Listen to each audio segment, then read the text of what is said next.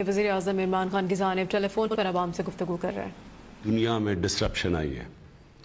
پہلے تو میں یہ آپ کو بتا دوں کہ کرونا کا جو پاکستان جس طرح کرونا سے اب تک نکلا ہے، یہاں حماد بیٹھے ہوئے ہیں، میں یہ چاہوں گا بعد میں کہ صرف یہ آپ کو بتائیں کہ دنیا کے اندر کس طرح کی تباہی مچی ہے کرونا کی وجہ سے، یہ ہندوستان میں کس طرح کی تباہی مچی ہے کہ یہ جو آج ہندوستان کے حالات ہیں، جو ان کی ہر طرح معیشت کی تباہی ہوئی ہے، اس کے مقابلے میں پاکستان تو وہ چند ملکوں میں سے ہے جو اس سے نکل گیا۔ تو پہلے تو میں اس کے بعد میں بات کروں گا معیشت کی، لیکن جو ٹریول کے اوپر بھی آیا اور پھر یو اے ای اور پھر سعودی عربیہ کے اندر مشکلات آئیں، مجھے پوری طرح پتہ اپنے لوگوں کو، میں آپ کو یقین دلاتا ہوں کہ میری ان سے بھی شیخ محمد بن زاہد یو اے ای والے سے بھی ان سے بھی بات ہو چکی ہے، اور میں نے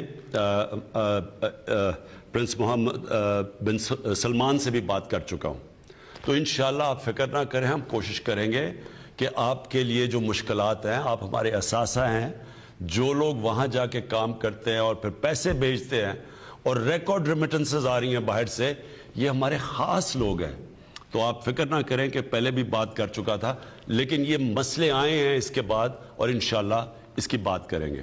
اس سے پہلے روبینہ آپ نے بات کی تھی کرپشن کی، اور آپ نے کہا تھا کہ لوگ کہہ رہے ہیں کہ جی پہلے اب سختی ہے تو کرپشن اور بڑھ گئی ہے۔ دیکھیں روبینہ، ایک بڑے غور سے میری آپ نے بات سنی ہے۔ یہ جو کرپشن ہے نا، یہ ایک ایسی کینسر ہے جو صرف پاکستان میں نہیں پھیلی ہوئی، یہ ہر غریب ملک جو دنیا کا ہے اس کی بنیادی کرپشن ہے۔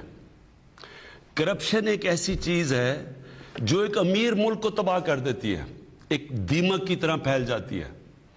ملیشیا کو مہاتر محمد نے کہاں سے اٹھا کے کدھر لے گیا؟ ان کی اوسط جو آمدنی تھی ملیشیا میں جب مہاتر محمد آئے تھے، 500 ڈالر تھی۔ جب مہاتر محمد گئے 9000 ڈالر پہ پہنچ گئی۔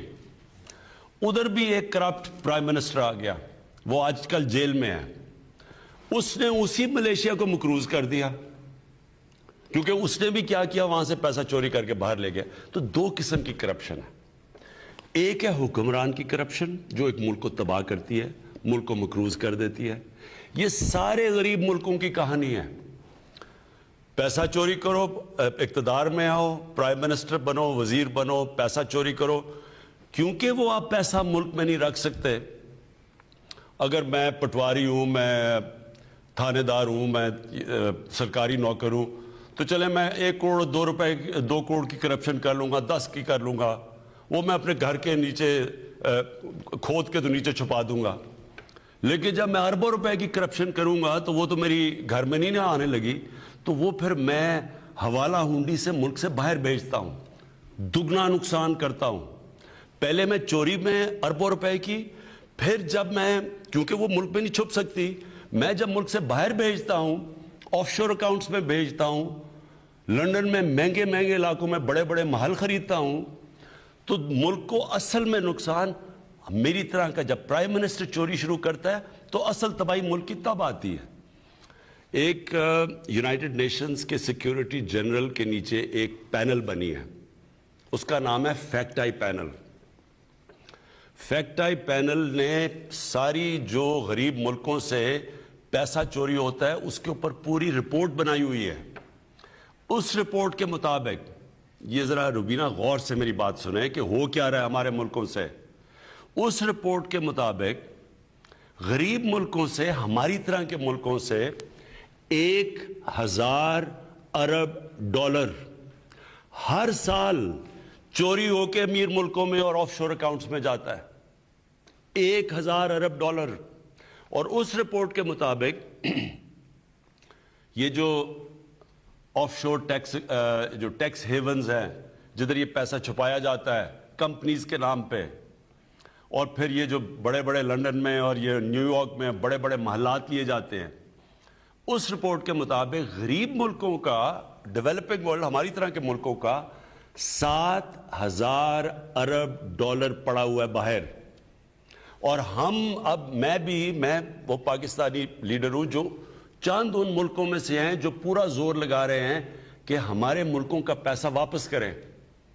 اور وہ جو طاقتور ملک ہیں وہ کیوں نہیں کر رہے؟ کیونکہ ان کو فائدہ ہو رہا ہے.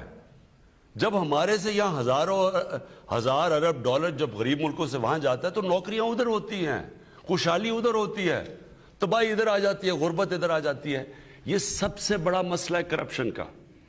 اب میں جو آپ کو آخری بات کہنا چاہتا ہوں, دیکھیں کرپشن صرف قانون سے نہیں لڑی جاتی, کرپشن ایک قوم لڑتی ہے, کیونکہ قوم کے اوپر نقصان ہوتا ہے, قوم غریب ہو جاتی ہے, غربت بڑھ جاتی ہے, تو ساری قوم مل کے کرپشن کا مقابلہ کرتی ہے.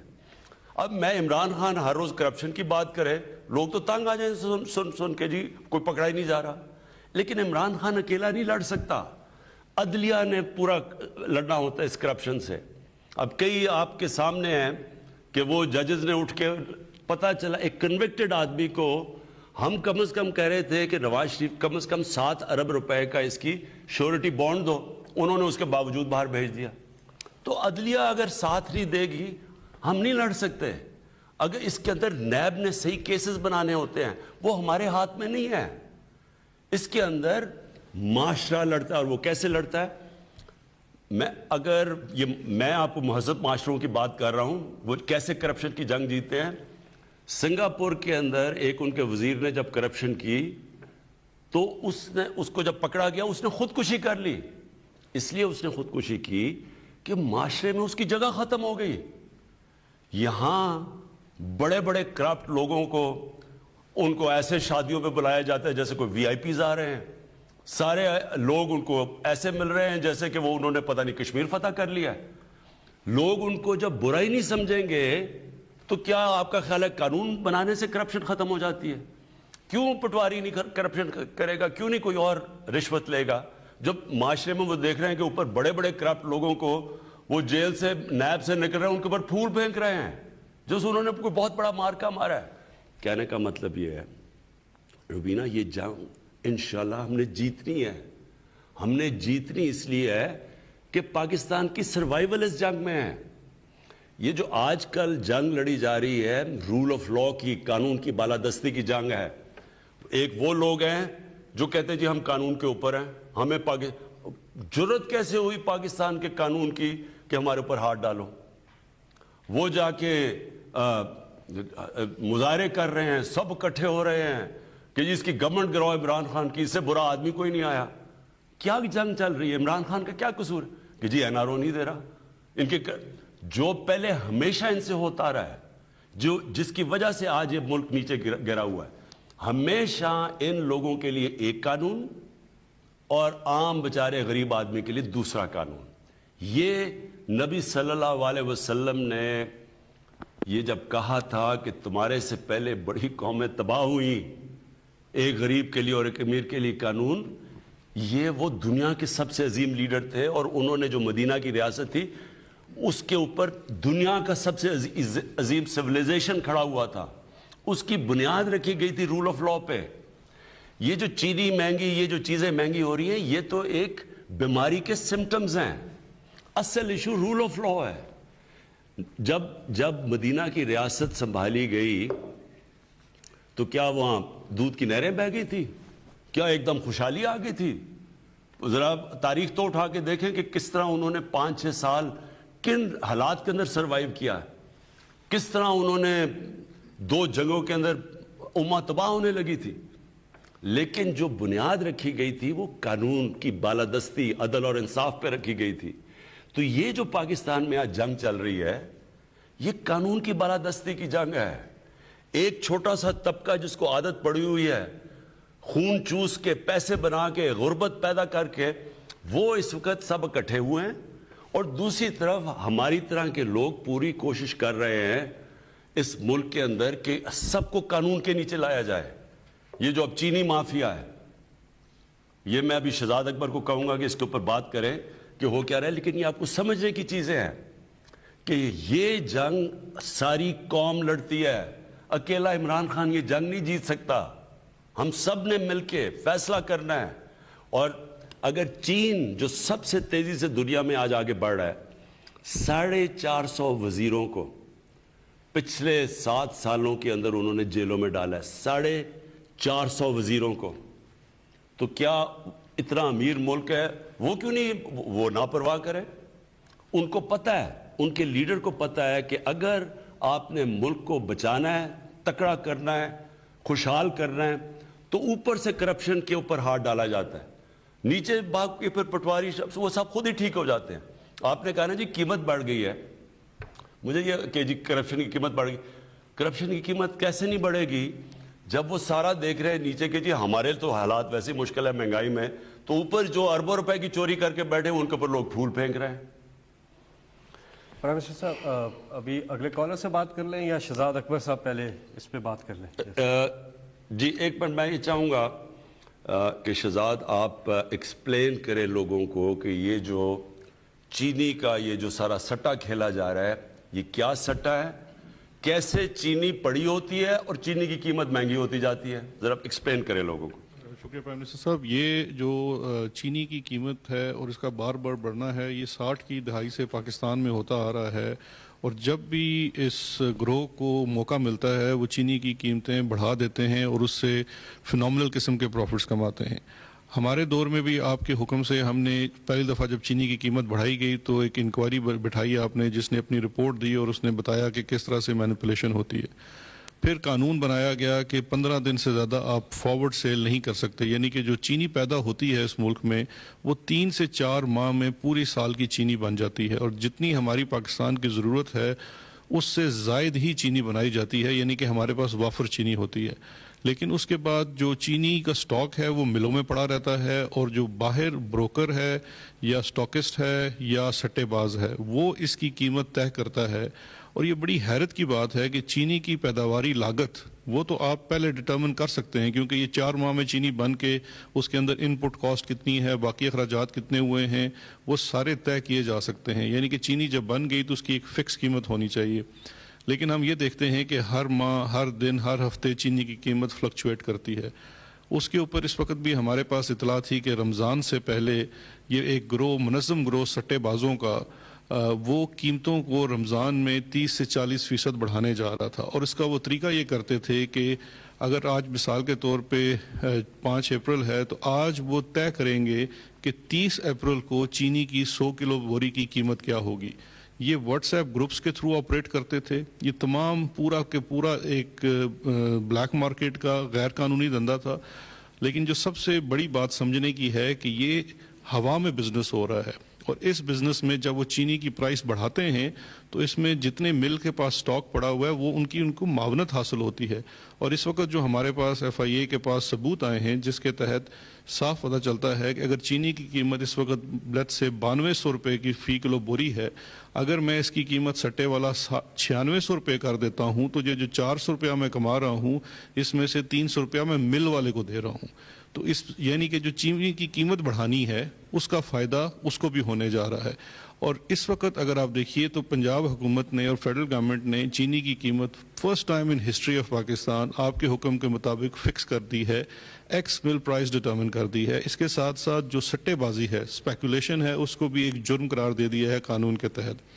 اب جب چینی کی قیمت مقرر ہو گئی ہے تو وہ اس کی پیداواری لاگت کو دیکھ کے مقرر کی گئی ہے۔ اس وقت جو ایکس مل پرائس ہے وہ 80 روپے مقرر کی گئی ہے، لیکن ہم نے دیکھا ہے کہ پچھلے 4-6 ماہ میں یہ 100 روپے سے زائد بیچی جاتی رہی ہے۔ اس کا مطلب ہے کہ یہ 20 سے 30 روپیہ پر کلو منافع کما رہے تھے، اور یہ سارا ناجائز منافع تھا۔ وہ جو جیسے آپ ذکر کرتے ہیں کہ پہلے یہ اس کے بعد ہمیں بے نامی اکاؤنٹس میں ملے ہیں۔ جو کمیشن کی رپورٹ آئی تھی اس کے مطابق اگر 1 روپیہ چینی کی قیمت بڑھے گی تو تقریباً 5.5 ارب روپے کا فائدہ اٹھایا جاتا ہے۔ تو اگر آپ اس چیز سے اندازہ لگا لیں 20 سے 30 روپے چینی بڑھی اور یہ 6-7 ماہ بڑھی رہی تو کتنے اربوں روپے عوام کی جیب میں سے نکال لیا گیا ہے۔ لیکن اس دفعہ جو آپ کی ڈائریکشن میں وفاقی اور صوبائی حکومت نے جو اقدامات اٹھائے ہیں، انشاءاللہ یہ رمضان سے پہلے جو ایکس مل پرائس اور ریٹیل پرائس حکومت نے پہلی دفعہ مقرر کر دی ہے اس کے اوپر ملے گی۔ اور یہ جو سٹے بازوں کا 40 سے 50 لوگ ہیں ان ٹوٹل، 10 بڑے گروہ ہیں، کل افراد 40 ہیں، پورے نظام اور ملک کو ہاسٹیج بنایا ہوا تھا۔ وہ تمام لوگ بے نقاب ہو گئے ہیں، ان کے خلاف کیسز داخل ہو گئے ہیں، اور وہ باقاعدہ ثبوت ملے ہیں کہ کس طرح سے اربوں روپے کی منی لانڈرنگ بھی کی جا رہی تھی اسی آڑ میں. دیکھیں میں اپنی قوم کے سامنے اب یہ رکھنا چاہتا ہوں، یہ اب سے نہیں ہو رہا، یہ پاکستان میں پچھلے 50-60 سالوں سے یہی ہو رہا ہے، کیونکہ یہ طاقتور لوگ ہیں، اور یہ جب طاقتور جس کے پاس وسائل زیادہ ہیں جب وہ کرپشن کرتا ہے تو اس کی کرپشن اربوں میں جاتی ہے. جدھر ابھی انہوں نے بات کی کہ 1 روپے بڑھتی ہے تو 5.5 ارب روپے کا فائدہ ہوتا ہے. 1 روپے چینی کے بڑھنے سے 5.5 ارب. تو یہ جب 26 روپے 27 روپے جب چینی بڑھتی ہے تو آپ سوچ لیں کہ تھوڑے سے لوگوں کو کتنا پیسہ کا فائدہ ہوتا ہے. کون مارا جاتا ہے؟ عام لوگ، خاص طور پہ جو غریب لوگ ہیں ان کے لیے تو، ان کے بچوں کے لیے، سب کے لیے، ان کی تو سب کچھ، یعنی باقی روٹی تو کھانی ہوتی ہے، چینی ان کے لیے اب کیا ایک ایسی چیز ہے کہ اس کے بغیر بلکہ وہ چائے پیتی چینی کے لیے ہیں، چائے کا اتنا نہیں ہوتا جتنی چینیاں ہوتی ہیں. تو سوچیں کہ ان لوگوں کو، ان بیچارے لوگوں کے خون چوس کے تو یہ پیسے بناتے ہیں، اور آج تک کیوں نہیں کوئی ان کو ہاتھ لگا سکا؟ کیونکہ طاقتور ہیں اور ان کا انفلوئنس ساری پارٹیز کے اوپر ہے. اب یہ پہلی دفعہ پاکستان میں یہ ہوا ہے کہ ان لوگوں کے اوپر ہم نے یہ ہاتھ ڈالا گیا، انکوائری کروائی. کبھی پہلے انکوائری نہیں ہونے دی، انہوں نے پوری کوشش کی عدالتوں میں جا کے روکنے کے لیے انکوائری. کبھی پہلے یہ نہیں ہوا کہ انکوائری بھی ہوئی. پہلے کمپٹیشن کمیشن ایک ادارہ تھا، انہوں نے ان کو آج سے 11 سال پہلے فائن کیا تھا، وہ اسٹے آرڈر پہ چل رہا تھا اب تک. وہ بھی ان اداروں کے اندر بھی ان کے لوگ گھسے ہوئے ہیں. تو یہ پہلی دفعہ ہے. آپ کو یہ شور آئے گا، آپ کو ہر قسم کی چیزیں آئیں گی کہ جی یہ کوئی وکٹمائزیشن ہے یا کچھ ہے. صرف اور صرف میں آپ سب کے سامنے، ہم نے کیا چیز دیکھی؟ ہم نے جب شوگر ملز پہ جانے لگے کہ کون سی شوگر ملز کا 50% شیئر ہے مارکیٹ کا، جن کا بڑا بڑا شیئر تھا ان کے اوپر انویسٹیگیشن کی. یقین کریں کہ یہ جو اب پہلی دفعہ قدم اٹھایا جا رہا ہے، اس کا صرف مقصد یہ ہے کہ پاکستان کی عوام کو مہنگائی سے پروٹیکٹ کیا جائے. جی بہت بہت شکریہ. آپ سب بات کر سکتے ہیں وزیر اعظم پاکستان سے 051-9224900 اس نمبر پہ جو آپ کی اسکرین پر بھی آ رہا ہے. اس سے کوئی فرق نہیں پڑتا کہ آپ کا کسی بھی پولیٹیکل پارٹی سے تعلق ہے، آپ بھی کال کر سکتے ہیں، نون لیگ کے، پیپلز پارٹی کے، بلکہ مریم اگر چاہیں وہ بھی، بلاول چاہیں وہ بھی کال کر سکتے ہیں، لیکن انہیں این آر او نہیں ملے گا. لیکن ہم اگلے کالر سے اب بات کرتے ہیں. جی السلام علیکم. السلام علیکم ورحمۃ اللہ وبرکاتہ. آپ پرائم منسٹر آف پاکستان بول رہے ہیں؟ جی میں سن رہا ہوں آپ کو. آپ پرائم منسٹر؟ جی سر میں گزارش کرنا اس لیے دوبارہ کیا، معاف کرنا کہ یہ ایسا پہلی دفعہ ہوا. تو 71 سال عمر ہے، تو دور سے لے کر نواز شریف تک آج جتنے پرائم منسٹر میں نے دیکھے ان کے ساتھ سپورٹر ووٹر بھی رہا، لیکن کس نے مجھے کام کو اٹینڈ کرنا، کس نے اٹینڈ بھی نہیں کیا. آپ پہلے پرائم منسٹر ہیں جنہوں نے مجھے کال کا موقع دیا.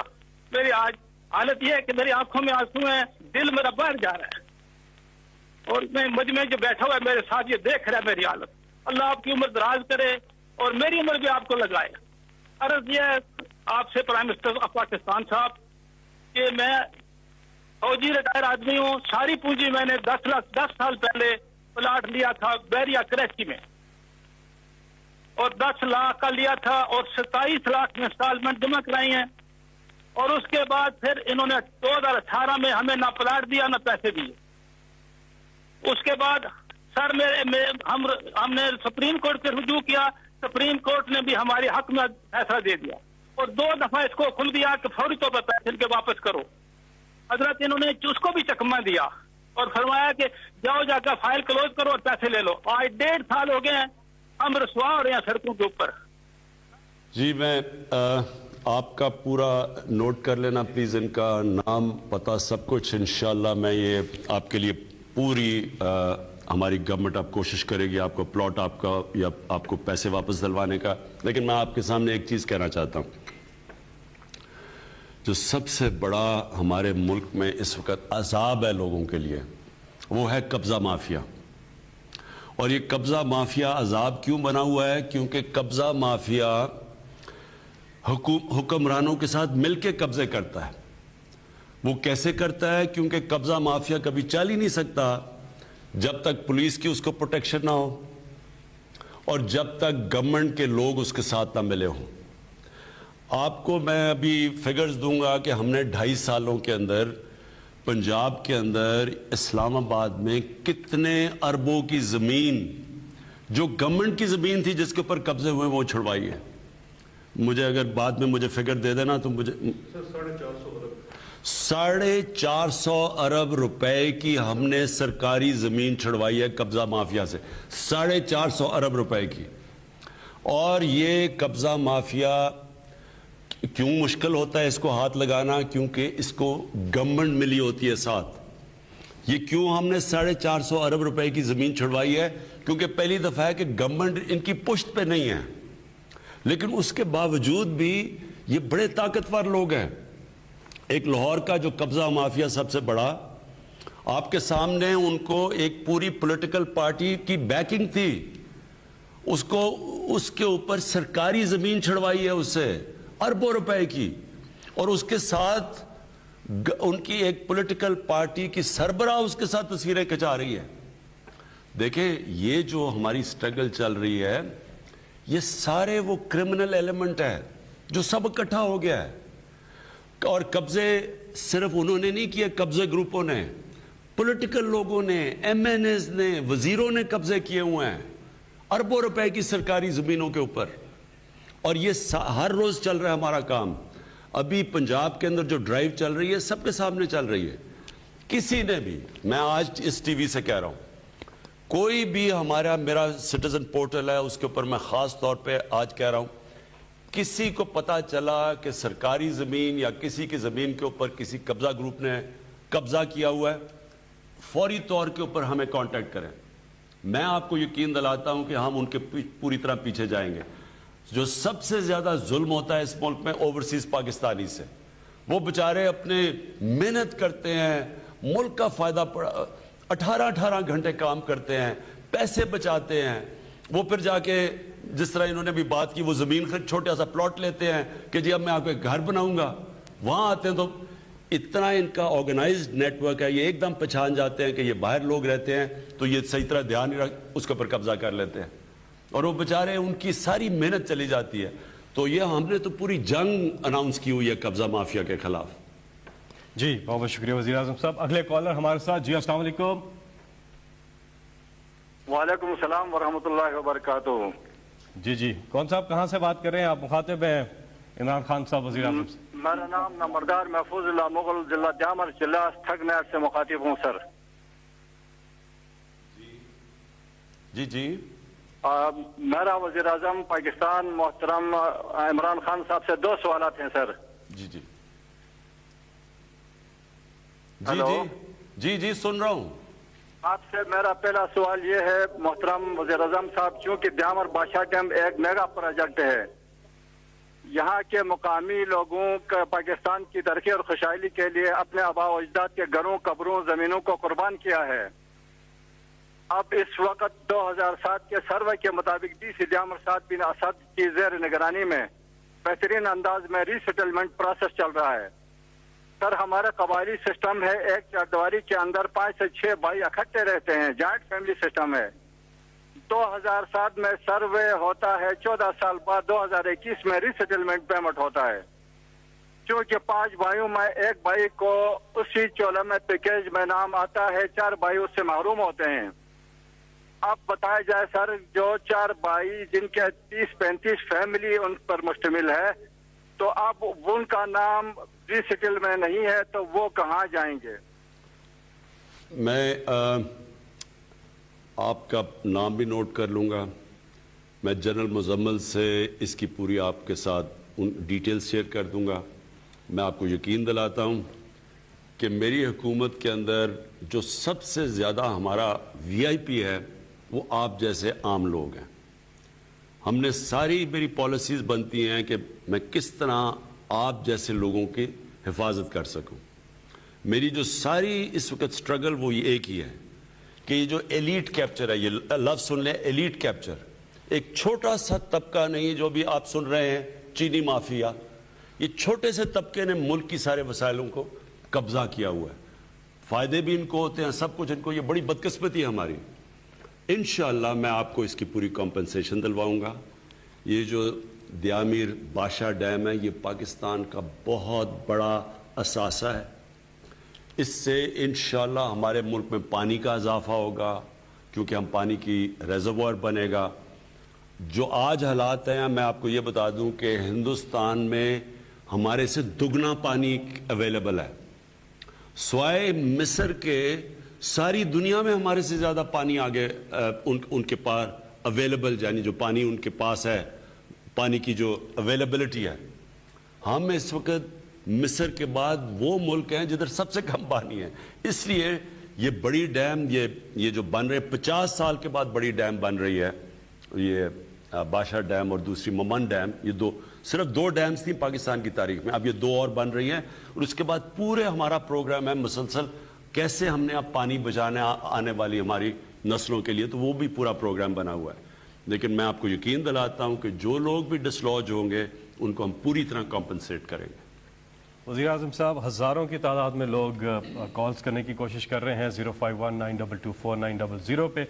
آپ کی اگر اجازت ہو تو ہم پروگرام کا دورانیہ ویسے تو 1 بجے ختم ہونا تھا, لیکن جس تعداد میں لوگ کالز کر رہے ہیں تو اگر آپ کی اجازت ہو تو ہم اس کا ٹائم ایکسٹینڈ کر دیں تاکہ زیادہ سے زیادہ لوگ آپ سے بات کر سکیں, سوالات پوچھ سکیں. یہاں پہ وقت ہوا ایک وقفے کا.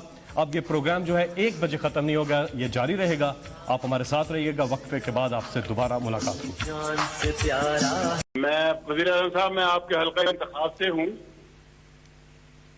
اور میں آپ کے ساتھ کافی عرصے سے ایک نظریاتی سوچ لے کر چل رہا ہوں کہ آپ نے جو علم بلند کیا تھا کرپشن کے خلاف, مافیاز کے خلاف, شوگر مافیا, ڈرگ مافیا, جتنے بھی مافیاز ہیں ان سب کے خلاف ایک آپ نے علم بلند کیا تھا, تو میں اس سوچ کا خود حامی ہوں اور میں آپ کے ساتھ صرف اسی وجہ سے چل رہا ہوں, شامل ہوں. لیکن مجھے ایک چیز نظر آ رہی ہے کہ 3 سال گزر گئے ہیں, ابھی تک ہم اس طرف چلے نہیں ہیں. اور یہ مافیا جتنے بھی ہیں یہ طاقتور ہوتے جا رہے ہیں, بلکہ معذرت کے ساتھ کہ آپ کی کابینہ میں بھی وہ نظر آتے ہیں مافیاز, اور ابھی تک ان کے خلاف کوئی ایکشن شروع نہیں ہوا. ابھی کچھ حال ہی میں 1-2 مافیاز کے خلاف آپ نے ایکشن لیا ہے جو بہت قابل ستائش بھی ہے اور مجھے ہمیں کو تسلی بھی ہوئی ہے, لیکن ابھی بہت کام باقی ہے اور ٹائم بہت تھوڑا رہ گیا ہے. تو جی منظور صاحب دیکھیں, میں جو آپ کے اندر یہ فیلنگ ہے نا کہ تیزی سے چیزیں نہیں ہو رہی, میں پھر سے آپ کو ایک چیز سمجھاتا ہوں.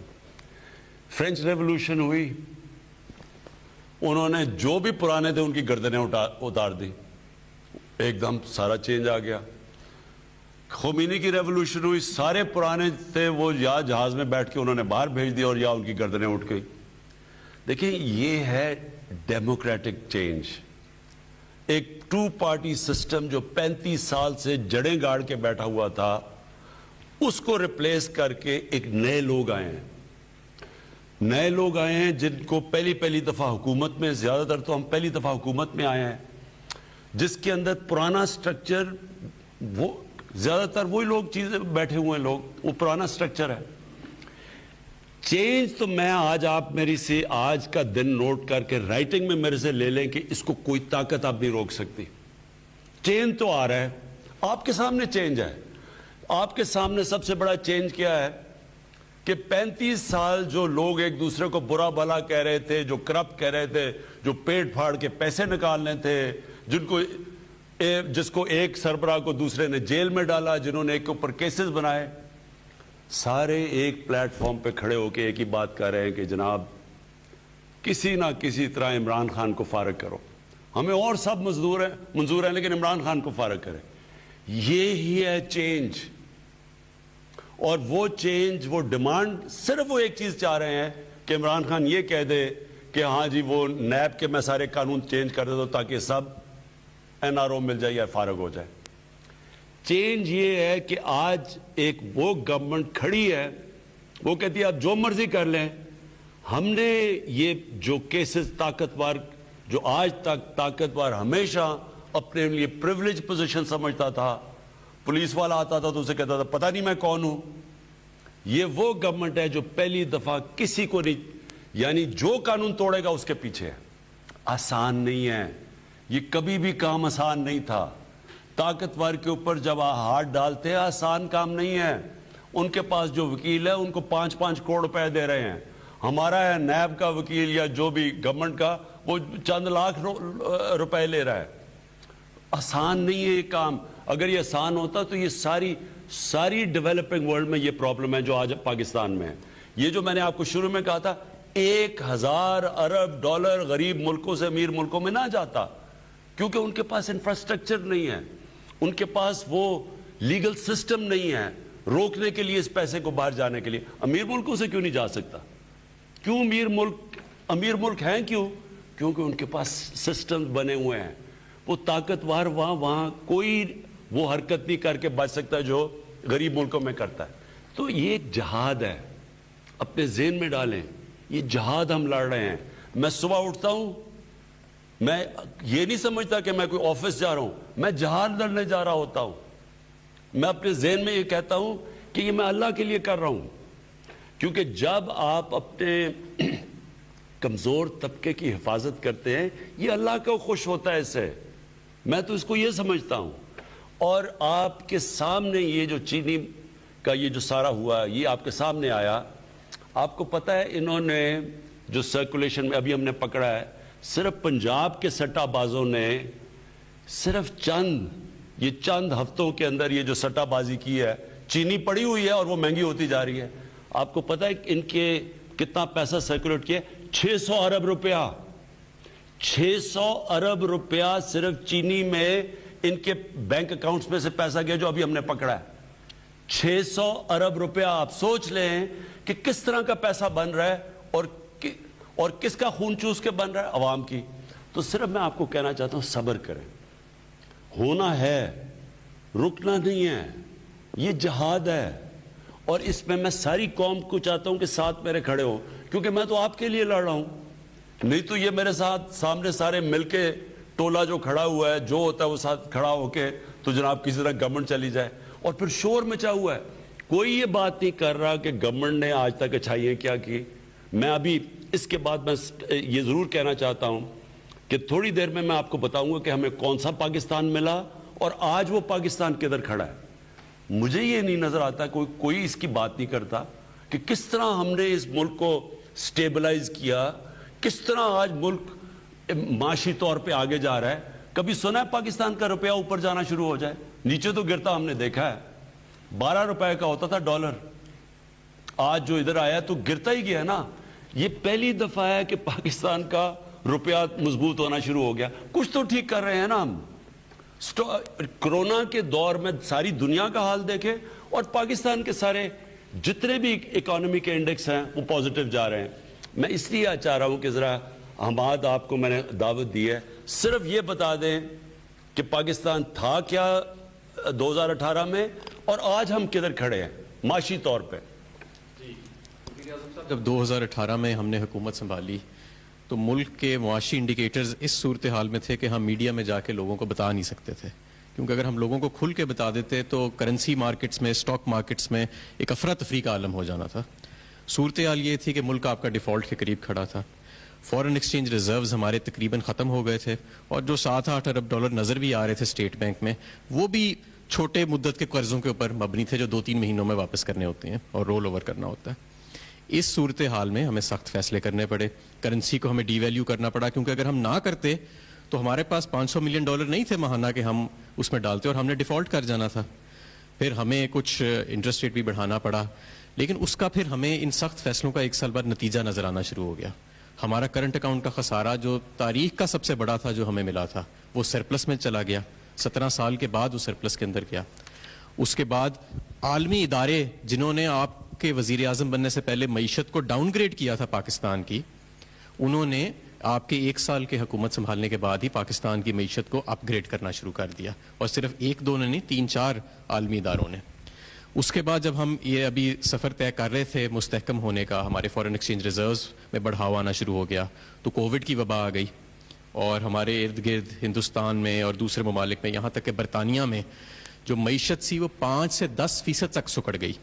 لیکن کیونکہ آپ نے بر وقت یہ فیصلہ کیا کہ ہم نے صرف جانوں کو نہیں بچانا بلکہ روزگار کو بھی بچانا ہے، تو ہم نے ایک حکمت عملی سے ہم چلے، ہم نے مغربی پالیسیز کو اندھادھند فالو نہیں کیا، تو ہمیں صرف 0.4% کنٹریکشن یعنی سکڑاؤ نظر آیا، اور وہ بھی ہم نے بڑی جلدی کور کر لیا۔ جب کووڈ کی وبا آئی تو جو بر وقت ہم نے پیکیجز دیے، 30 لاکھ کاروباروں کے ہم نے بجلی کے بل معاف کیے، تقریباً 1.70 کروڑ گھرانوں کو ہم نے فوری طور پہ احساس کے ذریعے امداد دی، اپنے کاروباروں کو ہم نے سستی مدت کے اوپر قرضے دیے، پے رول فائنینسنگ کی، اور بے شمار ہم نے پیکیجز کا اناؤنس کیا۔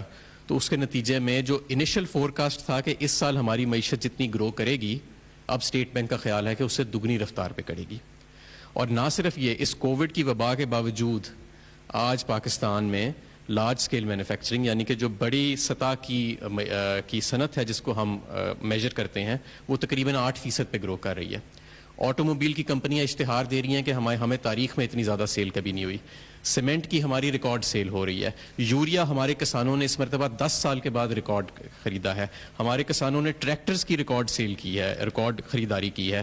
اس کے علاوہ آپ تمام دیکھ لیں، ہمارا جو ٹیکسٹائل، نون لیگ کے دور میں 100 سے زیادہ ٹیکسٹائل ملیں بند ہو گئیں، وہ ہم نے ریوائیو کی۔ ہزاروں پاور لومز فیصل آباد میں بند ہو گئیں، وہ تمام ہم نے ریوائیو کی۔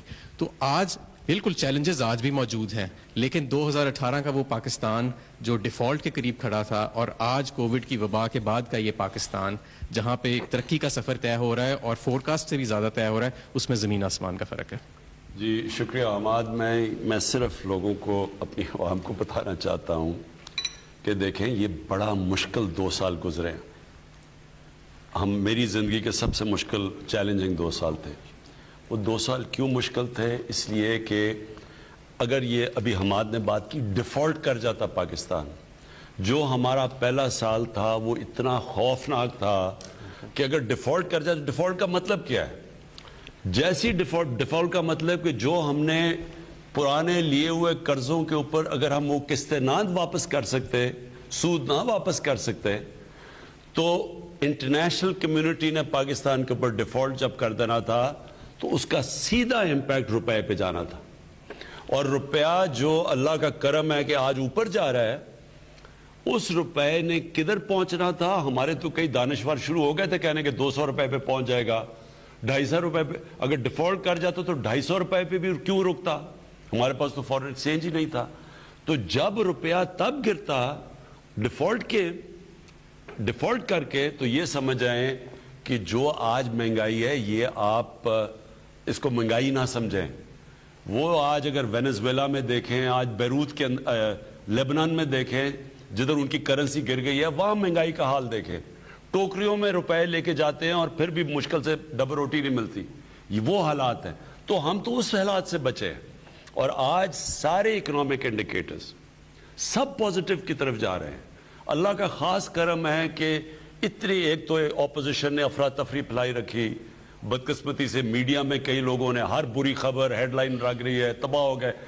ایک ملک میں 70 سال سے آہستہ آہستہ چیزیں نیچے جا رہی ہیں۔ پچھلے 35 سال میں سارے ادارے تباہ ہو چکے ہیں۔ وہ تو آپ کوئی بھی دکھا دیں کہ جی دیکھیں یہ کسی اسپتال میں چلے جائیں، جی دیکھیں یہ ٹھیک نہیں ہے، آپ تو کسی چیز کو بھی سامنے لا سکتے تھے۔ لیکن جو پازیٹیو چیزیں ہوئی ہیں، میری ریکویسٹ یہ ہے خود انویسٹیگیٹ کریں۔ یہ تو جھوٹ نہیں بول رہی نا فگرز اب، کہ پاکستان کی تاریخ میں سب سے زیادہ سیمنٹ کی سیلز ہوئی۔ ٹویوٹا کہہ رہی ہے، انڈو سپورٹرز، کہ 30 سال میں سب سے زیادہ گاڑیاں بکی ہیں۔ تو کچھ تو ہو رہا ہے نا اکانومی میں کہ جو ایک دم چینج آ گیا۔ اور یہ چینج انشاءاللہ، میں آپ کو یہ آج کہوں، ہمیں پتہ نہیں کہ باہر کوئی حالات بگڑ نہ جائیں، لیکن جس طرح اب ہم جا رہے ہیں آگے مزید آپ کو میں بتاؤں گا یہ ملک اب اوپر جائے گا۔ ہمارے انشاءاللہ جو کہ ٹورزم ہے، ابھی تو میں نے اس کی بات ہی نہیں کی ٹورزم کی، یہ ٹورزم ہی ملک کو اٹھا دے گی۔ جو زرعی اصلاحات اب ہم کرنے جا رہے ہیں، اور اس مہینے میں آپ کو ایک پیکج لے کے آ رہا ہوں زرعی اصلاحات کا، جو ریولوشن ہے کہ ہم نے کیسے اس ملک کو چینج کرنا ہے۔ اور ایک ریولوشن شروع ہو گئی ہے۔ جو ہم باہر سے تیل امپورٹ کرتے ہیں، یہ جو ایڈیبل آئل جو پتہ نہیں $3 ارب ہم اس کے اوپر خرچ کرتے ہیں، اور باہر وہ مہنگا ہوتا ہے تو یہاں بھی گھی مہنگا ہو جاتا ہے۔ ہم اب جو زیتون کی جو اس ملک میں اب زیتون کے درخت لگ رہے ہیں، اور جو ریولوشن آ رہی ہے، ہمیں کبھی کہیں سے باہر تیل امپورٹ نہیں کرنا پڑے گا، اور بلکہ ہم ایکسپورٹ کریں گے اس کو۔ یہ جو سارا علاقہ اب لاکھوں کروڑوں درخت لگ رہے ہیں اب ہمارے زیتون کے, اور اسی طرح جو نیا ہی اب میں زرعی پالیسی لے کے آؤں گا, یہ جو ہمارا ایگریکلچر ہے اس کو انشاءاللہ اب ہم اٹھا دیں گے. جی شکریہ پرائم منسٹر صاحب. اب ہم 3 بیک ٹو بیک کالز لیں گے. جی ہمارے ساتھ ہے کون؟ السلام علیکم. وعلیکم السلام جی, میں نسیم پٹی ٹرک نمبر 43 جی بی کوہالی تحصیل سمندری سے بات کر رہا ہوں. جی جی جی, جہاں پورے علاقے میں میری آواز آ رہی ہے آپ کو؟ جی آ رہی ہے جی, کیا سوال ہے آپ کا؟ جہاں پورے علاقے میں زیر زمین پانی کی سطح اوپر آ چکی ہے کیونکہ سیم نالا بلاک ہو چکا ہے اور ہزاروں ایکڑ گندم کی فصل تباہ ہو چکی ہے, اور اس علاقے کو حکومت پنجاب کا جو بورڈ آف ریونیو ہے اس کے مطابق اسے فوڈ باسکٹ کہا جاتا ہے, اور جہاں کے ایم پی ہیں حافظ ممتاز, انہوں نے بھی کوئی دلچسپی نہیں دی. ایگریکلچر آفیسر ہیں, اس کے بعد یہ ڈرینیج ڈپارٹمنٹ کے S C O X D M, they are not performing their duties properly. مجھے یہ بتائیں کون سا ایریا ہے یہ؟ سمندری فیصلہ آباد. سمندری کے اندر, اور کیا کہہ رہا ہے کہ پانی اوپر آ گیا؟ جی زیر زمین پانی جو اوپر. یہ پلیز نالا بند ہوا ہے کوئی جس کی وجہ سے. اوکے, یہ نوٹ کریں پلیز اس کا. جی اگلے کال ہے ہمارے ساتھ. جی السلام علیکم. السلام علیکم. جی جی مختصر رکھیے گا بات کو. جی کیا سوال ہے آپ کا؟ جی کون صاحب کہاں سے؟ عمران عباسی ایڈوکیٹ بات کر رہا ہوں. میرا تعلق ڈسٹرکٹ ابتا آباد کے گاؤں دنا سے تحصیل لورا ہے. جی جی میرا خان صاحب سے سب سے پہلے تو ان کو مبارکباد دیتا ہوں. ان کو خاتون اول کو یہ کورونا سے انہوں نے ریکوری ہوئی ہے, اتنی موذی بیماری سے ان کی ریکوری ہوئی ہے, اللہ تعالیٰ کا لاکھ لاکھ شکر ہے. اس کے بعد میرا سوال ہے ایک خان صاحب سے, یہ میرا سوال بھی ہے اور لاکھوں لوگوں کی ایک مرسی پٹیشن بھی ہے خان صاحب آپ سے, کہ گوہرا گلی تا لورا ابتا آباد ایک روڈ جاتا ہے جو کہ پنجاب کو اور کیتی کو لنک کرتا ہے. اس روڈ پہ کرشنگ سٹون مافیا اور کرشنگ جو پلانٹس ہیں یہ لگے ہوئے ہیں, اور یہ اتنے پاورفل ہیں, یہ مقامی رہنما ہیں, حکومتی رہنما ہیں, ایک مری سے ان کے ہی ہیں, کہ ان پلانٹ کے اگینسٹ سپریم کورٹ سوموٹو لے چکی ہے. کیپٹل نیو جو یہ حمید میر صاحب کا پروگرام تھا وہاں پہ بھی اس کو اب ایک پورا پروگرام کیا جا چکا ہے. میڈیا جیسے اسٹرانگ بھی لوگ بھی اس پہ آ چکے ہیں, لیکن آج دن تک یہ وہاں پہ کرشنگ سٹون کو ختم نہیں کیا جا سکا. کرشنگ سٹون جو مشینز ہیں اور یہ وہاں پہ آج دن تک روڈ کی تباہی ہو رہی ہے وہاں پہ, اور یقین کریں کہ کئی دہائیوں سے یہ وہ علاقہ ہے جو کہ وہ جو سڑک نتھیا گلی پہ جاتی ہے وہاں سے ابتا آباد سے, اس کی بات کر رہے ہیں. لورا تحصیل جو آپ نے بنائی ہے, آپ کی حکومت نے بنائی ہے, تحصیل لورا کی طرف جاتی ہے. اوکے گھوڑا گلی. ہاں گھوڑا گلی سے نیچے ہے, لورا کی طرف. اچھا, اس کی انشاءاللہ یہ آج ہی میں اس کے اوپر ایکشن لیتا ہوں. میں نے پلیز یہ نوٹ کر لیں, کیونکہ بالکل آپ ٹھیک کہتے ہیں, یہ اس کے ان کی پشت ہوتی ہے کوئی نہ کوئی طاقتور کی, کیونکہ یہ سارا ہماری ماحولیات کو تباہ کرتے ہیں, تو اس کے اوپر آج ہی ایکشن لوں گا انشاءاللہ. جی اگلے کالر ہمارے ساتھ. جی السلام علیکم. جی السلام علیکم. جی میں گجرات شہر سے شہزادی امرین بات کر رہی ہوں. مجھے وزیر اعظم سے بات کرنی ہے. جی جی جی سن رہا ہوں. جی السلام علیکم سر. وعلیکم السلام. جی سر آج مجھے بے حد خوشی ہو رہی ہے کہ میں اپنے آنریبل پرائم منسٹر سے ڈائریکٹ بات کر رہی ہوں اور اپنی فیلنگ بتا رہی ہوں. اللہ تعالیٰ آپ کو اپنے حفظ و امان میں رکھے, آمین. جی خان صاحب, میں اور میری فیملی نے آپ کو اس لیے ووٹ دیا تھا کہ آپ ایک سچے پاکستانی اور ہونسٹ انسان ہیں. ہمیں آپ پر مکمل اعتماد تھا کہ آپ کبھی بھی پاکستان کے خلاف کوئی فیصلہ نہیں کریں گے, بلکہ ہمیشہ پاکستان کے حق میں ہی فیصلے کریں گے. لیکن حالیہ دنوں میں جب ہمیں یہ خبر سننے میں آئی کہ آپ نے اسٹیٹنگ کو آئی ایم ایف کے حوالے کر دیا ہے, تو یقین جانے یہ سن کر ہمیں بڑی تشویش اور مایوسی بھی ہوئی. کیوں؟ جی جی جی میں اس کا جواب دیتا ہوں. دیکھیں, پہلے میں اپنی قوم کو سمجھانا چاہتا ہوں کہ یہ آئی ایم ایف یہ کون سا جانور ہے. یہ سمجھ تو جائیں کہ یہ آئی ایم ایف ہے کیا چیز, ہوتا کیا ہے. حماد نے آپ کو شروع میں حماد اظہر نے آپ کو بتایا کہ جو پاکستان ہمیں ملا تھا اس میں سب سے بڑے دو خسارے تھے. ایک ہوتا ہے فسکل ڈیفیسٹ, مطلب یہ کہ آپ کی آمدنی اور خرچے میں خسارہ, اور ایک ہوتا ہے کرنٹ اکاؤنٹ ڈیفیسٹ, مطلب یہ کہ جو ڈالر ملک میں آ رہے ہیں اور جو باہر جا رہے ہیں اس میں تاریخی خسارہ تھا. 20 ارب ڈالر کا خسارہ تھا. تو جب یہ نون لیگ آئی تھی تو 2.5 ارب ڈالر کا خسارہ تھا. جب ہمیں پاکستان ملا تو 20 ارب ڈالر کا خسارہ تھا. اب اور ہم نے اب اپنی قسطیں دینی تھی. قسطیں نہ دیتے, جو قرضے لیے ہوئے تھے تو ڈیفالٹ کر جانا تھا. ڈیفالٹ کرنا تھا, ملک نے بیٹھ جانا تھا, مہنگائی آ جانی تھی وغیرہ وغیرہ. اب اس میں ہمارے پاس کیا راستہ تھا کہ ہم کسی طرح قرضہ لیں کہ جب تک ہمارا ملک ٹھیک نہیں ہوتا تو ہم قرضہ لیں, یا جب تک آمدنی نہیں بڑھتی, تاکہ ہم ڈیفالٹ نہ کریں. اب وہ جو سب سے کم سود پہ قرضہ ملتا ہے وہ دیتی ہے IMF. باقی سارے کمرشل لونز ہوتے ہیں وہ مہنگے ہوتے ہیں, اور جب IMF قرضہ دے دیتا ہے تو اس کے بعد جو باقی بھی ورلڈ بینک ہوا, ایشین ڈیولپمنٹ بینک ہوا, یعنی وہ بھی پھر آپ کو قرضے دے دیتے ہیں. لیکن وہ تب دیتے ہیں جب IMF آپ کے اوپر ایک چھاپ لگا دیتا ہے کہ ہاں ہم نے قرضے دیے.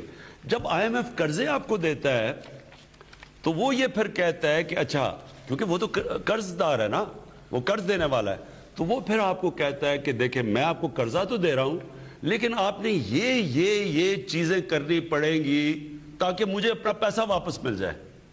آپ کو اگر گھر پہ قرضہ چڑھا ہو, اب آپ نے جانا ہے لوگوں سے پیسے مانگنے کے لیے کہ جی اچھا میں دکان قرضے سے لیتا ہوں, وہ دکان کی آمدنی سے آپ کے قرضے واپس کروں گا, میں اپنے خرچے کم کر دوں گا.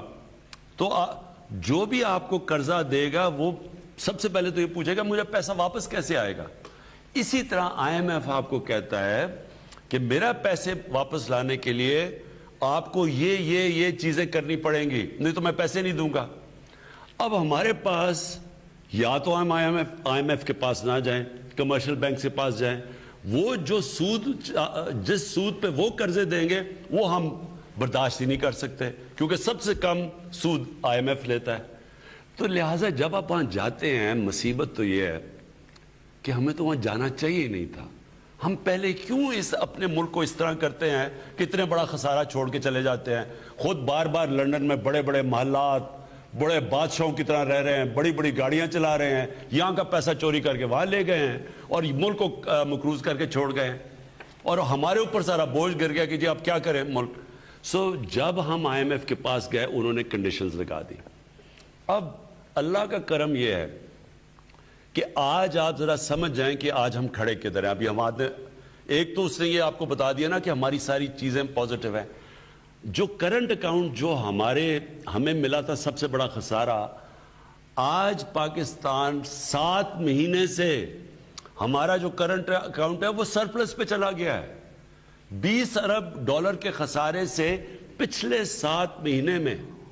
یہ بہت بڑی ہماری اچیومنٹ ہے جو کوئی اس کے اوپر بات ہی نہیں کرتا کہ آج ہم سرپلس پہ ہیں. ہمارے ملک میں زیادہ ڈالر آ رہے ہیں, کم باہر جا رہے ہیں, جس کی وجہ سے روپیہ مضبوط ہو رہا ہے, جس کی وجہ سے اتنی دیر کے بعد روپیہ طاقت پکڑ رہا ہے. اگر خسارہ ہوتا روپیہ نے نیچے گرنا تھا. تو مسئلہ اب کیا ہے؟ مسئلہ یہ ہے کہ IMF کے ہم پروگرام میں وہ اب کہہ رہے ہیں کہ آپ کو یہ کنڈیشنز کرنی چاہیے. اسٹیٹ بینک ان میں سے ایک ہے. اسٹیٹ بینک میں جو ابھی آپ اتنا جو شور مچ گیا ہے, یہ صرف ایک سرسری چیز سامنے آئی ہے. اس کے اوپر ابھی پارلیمنٹ میں جا کے ڈیبیٹ ہونی ہے پوری, اور پارلیمنٹ میں ڈیبیٹ یہ ہوگی, سارے اپنے سامنے رکھیں گے. ظاہر ہے ہم کوئی ایسی چیز تو نہیں کرنے لگے. میری تو کوئی باہر پراپرٹیز نہیں ہے, میرے تو باہر بینک اکاؤنٹس نہیں ہے, میرا تو جینا مرنا یہاں ہے. وہ کوئی آپ سمجھتے ہیں کہ میں ایسی چیز کروں گا جدھر پاکستان کے انٹرسٹ کو میں کمپرومائز کروں گا؟ ہاں, اگر میری اربوں ڈالر کی باہر پراپرٹیز